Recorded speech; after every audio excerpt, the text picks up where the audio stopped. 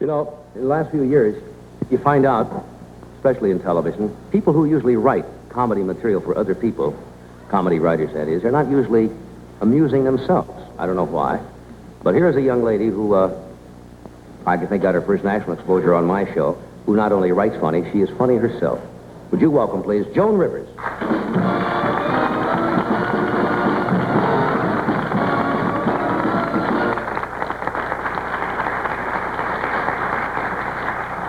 They used all the budget on the first show, so we're stuck with the stools here. Hey, I haven't seen you since New Year's. Yeah, Happy New Year. Happy. Was it happy? Is that right? Well, it was different. Last year, a lot's happened in a year. Last year I was home alone with no job, watching you on television. And, which is, you were funny, but it's sad. And this year I'm married, and I was out with my husband to a formal party, and we watched you on television. Oh, no. Yeah. Not really. All these formal people sitting around watching you. Well, I'm happy you said Yeah. that. Hey, is it too personal if I say how's the marriage going? I mean, Yeah, thank goodness. Okay. The problems when I get married. Now, I don't want to say this because I've been married. Mickey could give you some advice. Have you got up enough nerve yet to have people over and entertain without feeling awkward, Well, we had one person over so far, and, I moved, my husband's name is Edgar, and I moved into Edgar's apartment, which was a mistake. And, because it's a man's apartment, very masculine, a lot of leather and chains, and, bullfight posters, and, What? A lot of bullfight posters. Oh, I didn't know that. Cha-cha.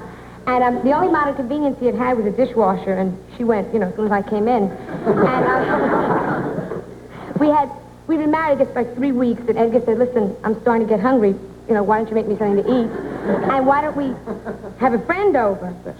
So he invites his ex-girlfriend, which upset me, because this girl's name is Sherry. You used to go with her. Yeah, 3 years. They had a 3-year relationship, starting last year. And she shows up, and she's a poor loser, And she said that Edgar's told her a lot about me, and she gives me a cookbook. And then she gives me a marriage manual, Fear Without Love. And Edgar is... That's hard to believe. Yes, it is, but I'll go along with it. You say so. I read it. All right. And Edgar treats her, like when you're going with someone, how polite they are. Like when we first started dating, Edgar would run around, open the car door for me, and then we got engaged, and, we each opened our own door. And now that we're married, Edgar runs, makes me run around and open his door. And you feel like a fool because we don't have a car. They stare on the subway, I imagine they do. Go ahead, booby. And so Edgar's treating her like he used to treat me, like I asked him for a cigarette, right? And he's polite. He kicks the pack across the room. She asks him for a cigarette. He is up. I've never seen anybody move so fast. He's like up like a... And he whips out that cigarette and he gives it to her, and I was ashamed, my lip was still bleeding. And yours. Cruel. But then she did something very gouch, which made the evening okay. Very gouch. We're sitting at dinner, right? And she picks up her asparagus with her fingers. Oh. Aha! And I started to laugh. I couldn't help it. And I laughed so hard I dropped a whole handful of mashed potatoes. And it's tragic. After dinner, he took her home, and he was gone for 2 hours, which upset me because she lives in our building. I don't know about this marriage. I'm worried. It'll settle down. How much more can it settle? With New Year's Eve, I had to kiss Milk Cayman. Oh. Edgar was making a sandwich in the kitchen. Oh, sorry. Yeah, I was too. Do you cook when they come in? You said that she gave you a cookbook. I didn't. When I first got married, I never cooked when I was single because I figured, if the Lord wanted a woman to cook, he'd give her aluminum hands. And, I'll buy that. And now I have 2 dishes. I have wino chicken and lime Edgar. And those are the only 2 things I make. Which one do you want to hear about? I would like to hear about wino chicken. Well, that's easy. That's like the simpler of the 2. When I'm expecting guests, I go down to the Bowery in the afternoon, and I sit there in my car and I wait for a chicken to come over and wash the windshield. And takes a while. And you grab it, you take it home, and you lock it in your kitchen with a glass of Thunderbird. And I come back in 2 hours. It's completely stewed. The chicken is laid out. That's it. Wino chicken. You ought to send that in. What is the other one called? Lime Edgar, and that Is that named after? Who else? Sure. We were having our housewarming, right? And, you know, the kitchen was filled with the chickens. You know, they were carrying on. And I was having, like, a lot of people to dinner. I had Edgar, my parents, and my hairdresser, Mr. Phyllis. And suddenly I realized...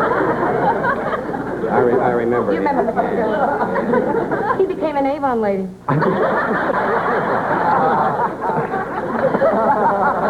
Good for him. His roommate's a meter maid. I do.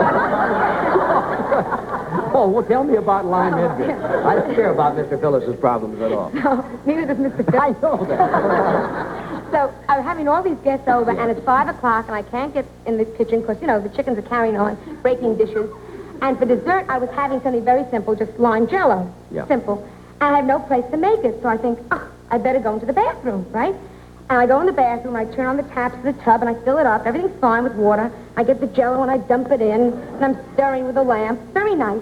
And suddenly I realized jello forgot the garlic. So I run downstairs. Well, I'm a new cook, you know. So I run downstairs to get the garlic. Now, listen to this twist of kismet. All right.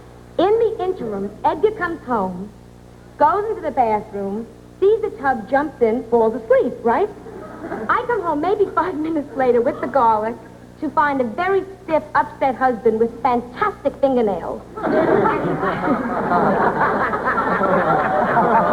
Yeah, Jello will do that, yeah. I'm torn, like, I want to help Edgar, you know, but I'm having guests, and if I help him, I'll break the mold. So... I don't know what to do, you know. And Edgar's so selfish. I mean, like, nasty, like he's saying very selfish things like help and blub. Mm-hmm. And everything is happening. I don't know what to do. And the doorbell is ringing. Everybody's showing up. My guest, Mr. Phil, some guy with a check for $1 million, you know, and I'm torn. So I figured, all right, I'll help Edgar. Well, Jello doesn't go down the drain. I don't know if you're aware of this. No. So I figured, what am I going to do? So I grab a spoon. I figured, that's it. I'll eat him out. And I'm eating. I eat for 2 hours. I barely hit his chest, you know? And the guests already suspect something because they're not stupid. And they're saying, like, you know, where's Edgar? Have a fight? And it's like, don't worry, you'll see him by dessert.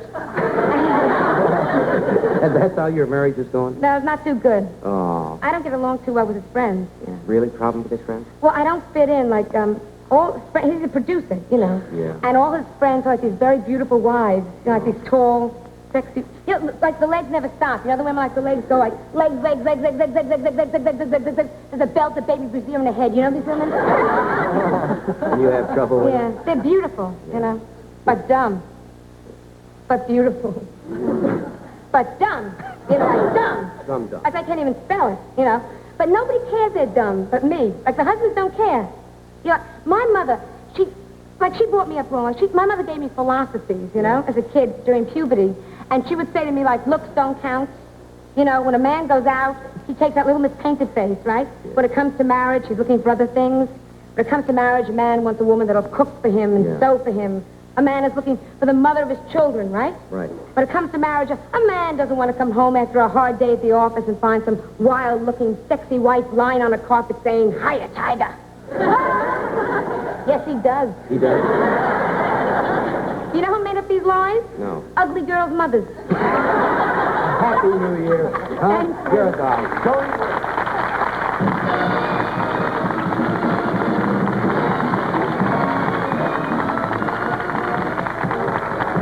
You know, if you can read, you can pick a cough medicine that lasts up to 2.5 times longer, dose for dose. You see, with cough medicines, the directions in every box include how often to take them. For instance, you know this one. Every 3 hours. And this one. Repeat every hour. Now, look at Romalar. Every 8 hours. In other words, on the basis of label instructions, Romalar gives up to 2.5 times longer cough relief dose for dose than the other brands shown.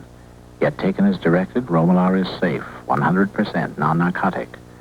That longer relief from a cough due to a cold may not seem important now, but it's everything when that cough hits. Think it over.